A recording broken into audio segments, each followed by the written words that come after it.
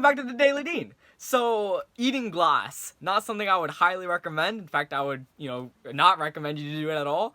And calories. So, imagine you have the ability to eat glass. This was some dude who was on a TV show, a Netflix show, that I watched when I was younger called Stanley's Superhumans. Basically centered around finding people with weird abilities and putting them on this series.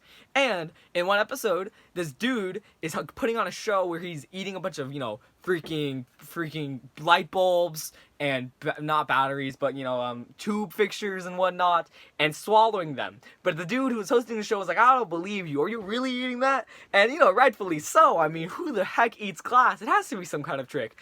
And one MRI later, it shows that it is actually inside of his stomach. Pretty crazy. And the explanation that I vaguely remember and just kind of rewatched, but it got cut off at the end, was that his digestive tract doesn't actually digest it. It's large enough to let the glass pass through safely and won't actually harm him by digesting the glass himself.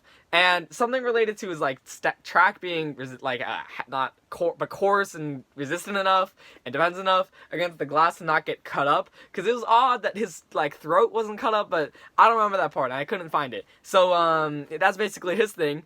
But it brings up the great question: can you derive energy or calories from glass? Of course not, right? Glass is a freaking glass, right? It's not a banana or whatever. So what really is a calorie?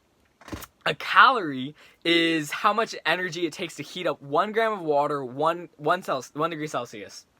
To give that more, give an example. Basically, imagine I have the ability to shoot out lasers. I have 1 gram of water, which would basically be like a freaking, thumbnail or whatever of water, and that milliliter is capable of being being exposed to my laser vision and heat up an entire degree Celsius. The energy in my laser vision that transferred from my eyeballs to that cup of water is 1 calorie. That's the energy unit for heat and whatnot. Now, the nutritional calorie is slightly different, right? A nutritional calorie is essentially 1 kilocalorie, or 1,000 physics calories. This calorie that I just described, where you can heat up 1 gram of water, 1 degree Celsius, is the little c, little teeny tiny calorie. But the calorie in nutrition and whatnot is usually denoted capital C. So capital calorie or big calorie. And that's because it's obviously 1,000 smaller calories. So, kind of confusing saying it out loud because you can't see the punctuation of little c and big C. But hopefully you get that point. And Bill Nye has a great video that I saw when I was in 6th grade that explained it, that I rewatched and still find a really great explanation. So I'm basically going to be sharing with you the experiment he performed to explain what a calorie was, a nutritional calorie.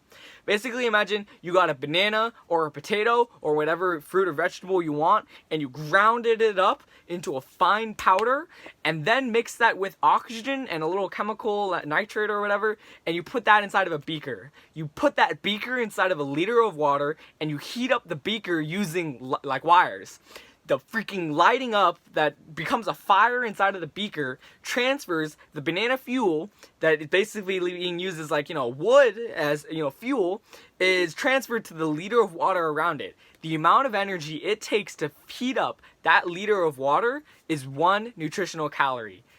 Heat up that 1 liter of water by 1 degree Celsius is 1 nutritional calorie. Now, the amount of energy the amount of fuel that banana provides to heat up the amount of a liter of water is basically how many calories the thingy has in total.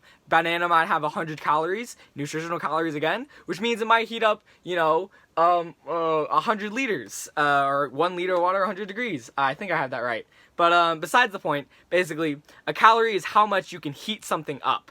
Now, it brings up another great question, or another story related to that, about joules and mechanical energy. I want to be prefacing that because I don't have enough time to explain it in full detail. But basically, imagine you have a drill, right? A little drill, and you are drilling a little hole inside of wood.